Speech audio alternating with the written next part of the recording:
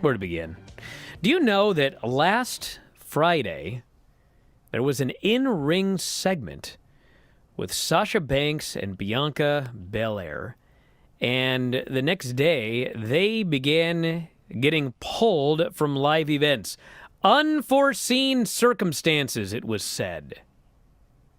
That's interesting. Both in the ring together, unforeseen circumstances. Then they missed another house show. And of course, WWE never announces anything. They're just not there due to unforeseen circumstances. And of course, everyone was thinking maybe it was COVID. Obviously, that's what they would think, because they got pulled from shows. Two of them that were in the ring together get pulled from weekend events. So then I think it was on Tuesday or Wednesday, word got out that they had been cleared. And I thought, that's interesting. They were cleared, which is an interesting term, by the way, because cleared means they were uncleared. They were both uncleared together. So that raises some red flags. Then they both get cleared, and I'm looking at the timing. They were in the ring together Friday. They started missing shows Saturday, Sunday, Monday, Tuesday. They're cleared 5 days later. That's weird. So I did a segment on it here on this program.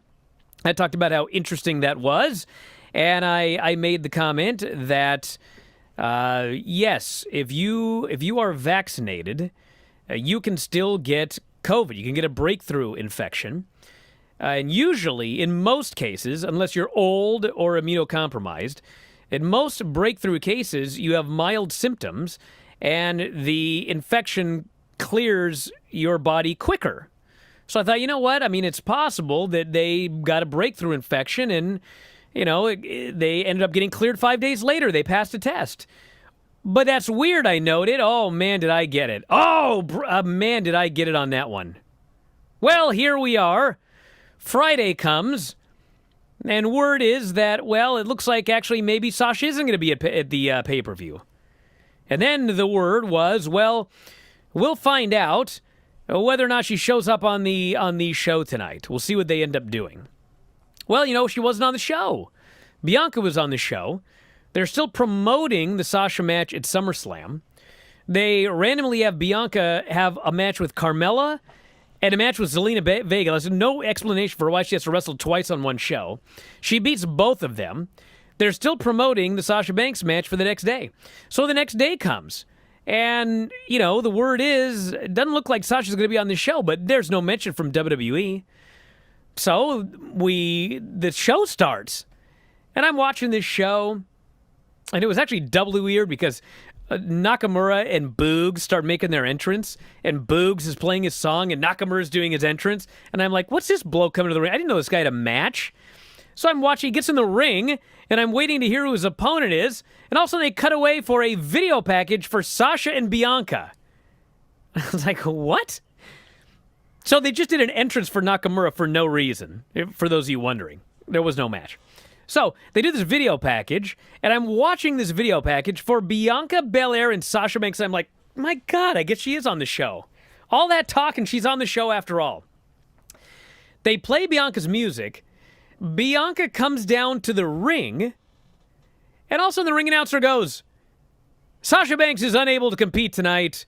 She is. I forget the term they used. She could not, medically, whatever. She can't compete. She could not get cleared to compete tonight. I was like, whoa, you got to be kidding me. Fans start booing. I was like, bro, we knew this a week ago. So the guy's in the ring. Bianca's in the ring, sad face on, everything like that. And the ring announcer goes, well, her opponent tonight's going to be Carmella. I was like, dude, I just saw her beat Carmella last night. Like, I know it's just an angle or whatever, but could you make this company look any more incompetent? That the only woman in storyline that you could come up with to face Bianca is a woman she beat with her finish in 3 minutes the night before on SmackDown. So Carmella comes out, and then all of a sudden, Becky Lynch's music hits. Everyone goes, oh my God, Becky Lynch is here. Becky Lynch makes a return. Everyone's all excited and happy. Becky Lynch gets in the ring, and she looks at Bianca Belair. Fans are cheering their heads off. And Becky Lynch grabs the mic and she says, let's go in there and let's tear the house down for these fans. I'm like, my God, they're going to do a match. They're actually going to do a match. Becky says, let's tear the house down. Well, they ring the bell, and Becky punches her and hits one move and pins her to win the title. I went, oh, my God. Yes, it was cool that Becky made a surprise return. Yes, the fans were happy. But if you as a fan can't think of 100 better ways that they could have done this, bro, I don't know what to tell you. Is this ever the show for you? Like, knock yourselves out. They buried Bianca Belair. I can't even say the word on national radio. They effed you on Sasha Banks. For a week, they knew she wasn't going to be there. This was such classic. And this is the day after, by the way, that CM Punk debuted to like the biggest pop most people have ever seen in the history of pro wrestling. So anyway, she's back. She's the champion. I'm not even sure if she can do like a long match right now because originally she wasn't coming back for like 2 more months. And the fact that they did one move tells me she's probably not ready to do a long match yet. So now she's a champion who can't do long matches. And I'm sure someone's going to hear this and go, oh, we needed Becky to go 9 minutes on SmackDown on Friday night. I guess we'll see what happens there. So anyway, that was the Becky Lynch return. I mean, it was a let me put it this way. It was a cool moment.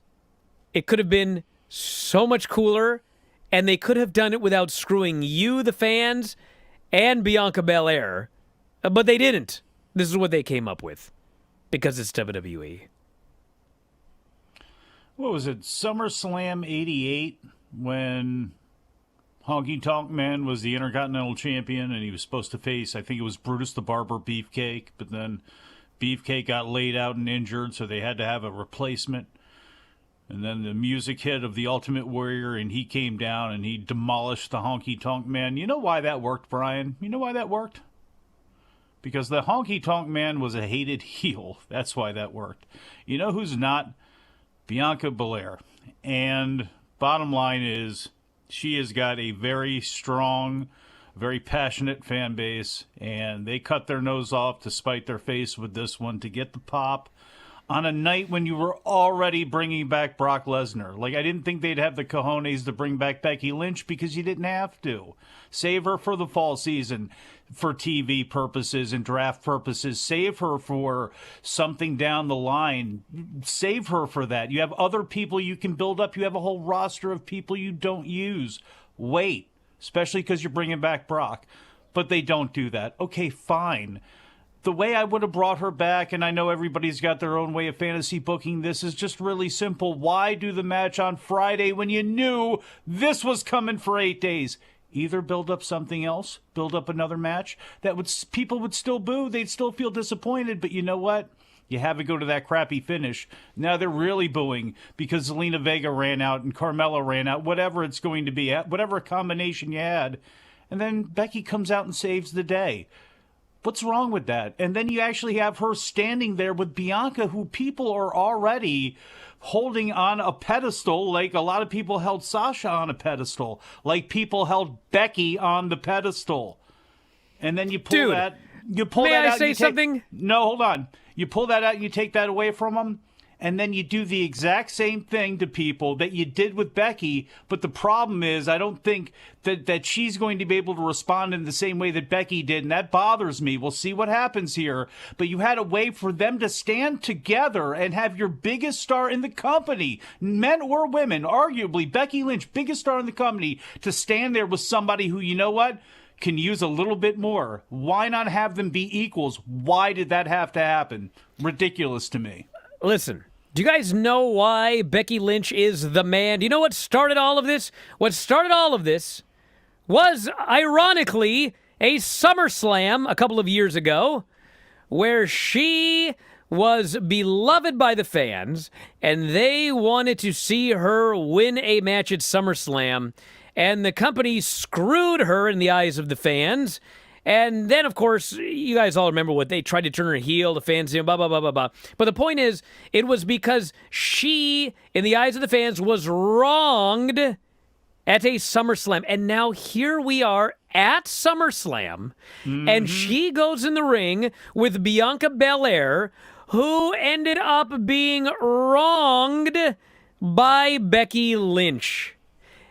Incredible irony, which I'm sure nobody there saw.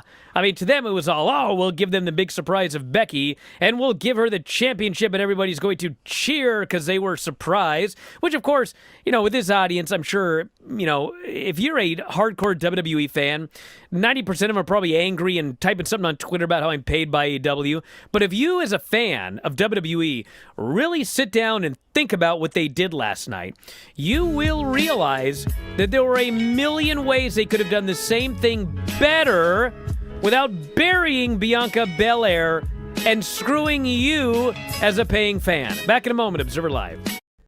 If you enjoy these videos, for just $7.99 per month, you can enjoy full-length editions of The Brian and Vinny Show, Wrestling Observer Live, Figure 4 Daily with Tom Lawler and Lance Storm, plus hundreds of archived shows, all in beautiful HD. Don't miss out. Join us today.